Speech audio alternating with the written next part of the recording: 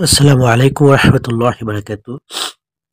ইমাম মাহদী আলাইহিস সালাম সংক্ষিপ্ত জীবন আপনাদের কাছে তুলে ধরতেছি, এবং যারা নতুন চ্যানেল আমার চ্যানেলকে সাবস্ক্রাইব করেন অবশ্যই সাবস্ক্রাইব করুন।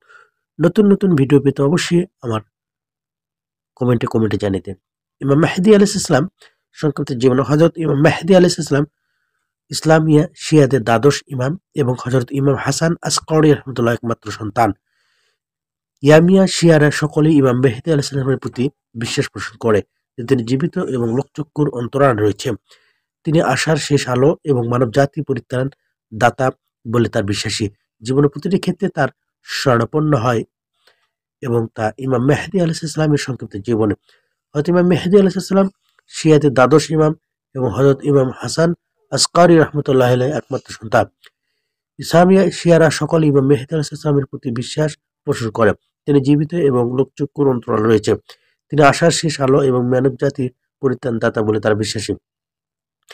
জীবনের প্রতিটি ক্ষেত্রে তার শরণাপন্ন হয় এবং আগমনের অপেক্ষায় প্রহর গুণে। আর ততদিন পর্যন্ত এই বিষয়টি অব্যাহত থাকবে যতদিন না মহান আল্লাহ তাআলার ইচ্ছায় আবির্ভাব ঘটবে। মহান আল্লাহ তাআলার প্রতিশ্রুতি অনুযায়ী তিনি এই পৃথিবীতে ন্যায়নিষ্ঠা ও ন্যায় বিচার পূর্ণ করবেন এবং ইসলামের শরীয়তকে সমাজে পূর্ণ প্রতিষ্ঠা করবেন এবং আল্লাহর হুকুম আহকাম পূর্ণ বাস্তবায়ন করাবেন। তিনি হযরত মুহাম্মদ সাল্লাল্লাহু আলাইহি ওয়াসাল্লাম সমনামের অধিকারী। শিয়া রিওয়ায়াতের সময় আরো তা উল্লেখ করার বিষয় নিষেধ করা হয়েছে।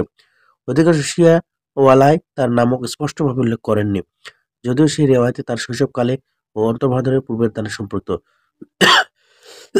যারা যাকে শত্রুতা তাকে চিহ্নিত করে তার ক্ষতি সাধন না করতে পারে, কিন্তু তার সত্য মেহেদী, হজ্জত কাইম, মুস্তাম, বাকিউল্লাহ, ইমামে জামান, ওয়ালি আসর, ইমাম আসর ইত্যাদি উপাধির মাধ্যমে তাকে স্মরণ করা হয়। অর্থাৎ আল হাদরা ও আল নাহিয়া, আল মুকাদ্দাসা, আল গারিম ইত্যাদি কুনিয়ার নামের মাধ্যমে। তিনি 255 হিজরি 15 শাবান তথা আব্বাসিয়া খলিফা আল মুহতাদির খেলাফতের সময় শেষ হওয়ার 15 থেকে 16 দিন পর জন্মলাভ করেন। তার মতো উম্মে ওয়ালিদ ছিলেন রোমিও, যার নাম ছিল নার্জিস। অপর এক বর্ণনার ভিত্তিতে মালিকা তাকে রোমের শেষদায় সম্রাটের দৌহিত্রী বলে উল্লেখ করা হয়েছে। এর মধ্যে মহিষের সাথে ইমাম হাসান আসকারী রহমতুল্লাহ বিবাহের বিষয়ে ইমাম আলাইহিস সালামের জন্ম ও তার প্রতি যে সকল মজিজা পরিলক্ষিত হয়েছে সে বিষয়ে অনেক রেওয়ায়েতে বর্ণিত হয়েছে। জন্মের পরে হতে ইমাম ইমাম আলাইহিস সালামকে চক্ষু অন্তরালে রাখা হয়, কিন্তু ইমাম পরিবারের কিছু সদস্য অথবা ইমামের কিছু বিশেষ সাহাবীগণ তাদের দর্শনে সক্ষম হয়েছেন, এবং এই সময় ইমাম আলাইহিস সালাম শীঘ্র আগত অন্তরাধার সম্পর্কে তাদেরকে অবগত করেছিলেন। তার অবসগত বর্ণনা দিতে গিয়ে উল্লেখ করা হয়েছে যে তিনি চেহারা ও আচরণের দিক থেকে আল্লাহ রাসূল এর সাদৃশ্য। তার চেহারা উজ্জ্বল এবং তার ডান চিবুক রয়েছে একটি কালো তিল। দাঁতগুলো পরস্পর বিচ্ছিন্ন এবং চেহারা একটি বিশেষ চিহ্ন রয়েছে।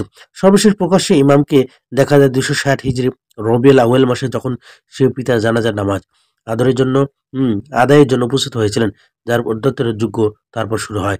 শিয়া রেওয়ায়তের মতে ইমাম মাহদী আলাইহিস সালাম এর জন্য রয়েছে দুটি গায়রাত তথা অন্তর্ধান, স্বল্পমেয়াদী ও দীর্ঘমেয়াদী। স্বল্পমেয়াদী অন্তর্ধানের সময়কাল ছিল 74 বছর। তিনি এই সময় 4 জন নায়েব ও প্রতিনিধির মাধ্যমে নিজের পত্র, বিশেষ করে বার্তাকে জনগণের নিকটে পৌঁছাতেন, আর নিজে তাদের প্রতিনিধিদের সাথে সাক্ষাতের জন্য আসতেন 4 জন প্রতিনিধি বলে। আবু আমর ওসমান বিন সাঈদ বিন আমর আমরি আসাদি আসকারি, তিনি ছিলেন ইমাম হাদি ও ইমাম আসকারি আলাইহিস সালামের সাহাবী। একাদশ ইমাম হযরত হাসান আসকারি এর গোসল ও কাফনের কার্যক্রম ওসিয়ত মোতাবেক ওসমান বিন সাঈদ আঞ্জাম দেন। তিনি ইমাম হাসান আসকারী আলাইহিস সালাম নির্দেশের মতো ইমাম মাহদী আলাইহিস সালামের পেশকারের দায়িত্ব নেন এবং যতদিন জীবিত ছিলেন ততদিন দায়িত্ব পালন করেছিলেন।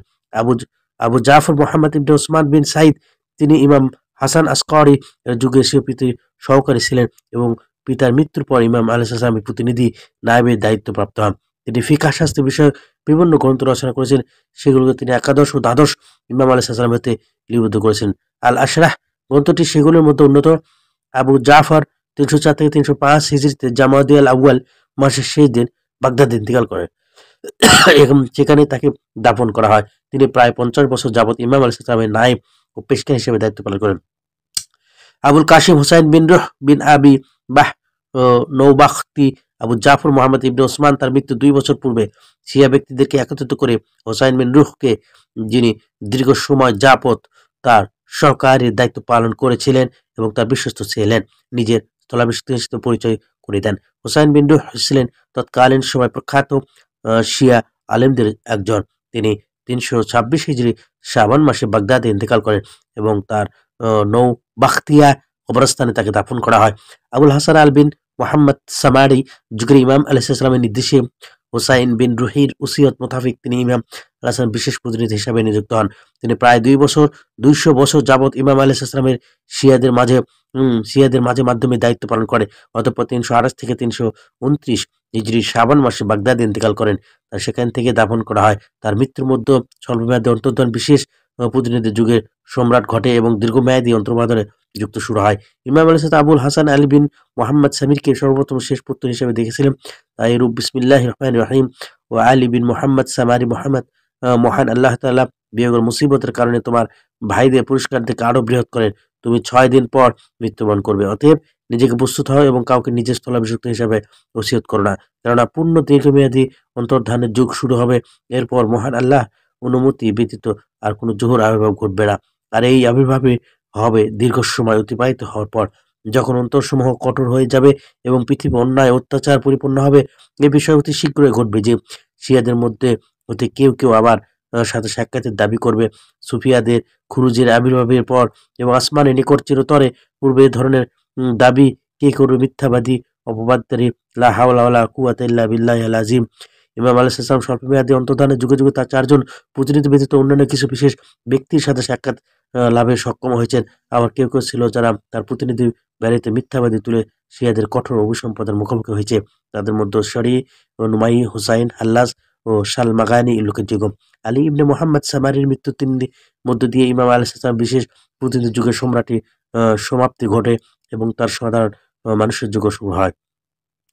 ইনশাল্লাহ আমাদের এই ঘটনাটি অবশ্যই ইমাম মেহেদীর আলাইহিস সালামের আগমন নিয়ে অনেক কিছু কথা বললাম। তো ভুল ভ্রান্তি হলে অবশ্যই ক্ষমা করে দিন।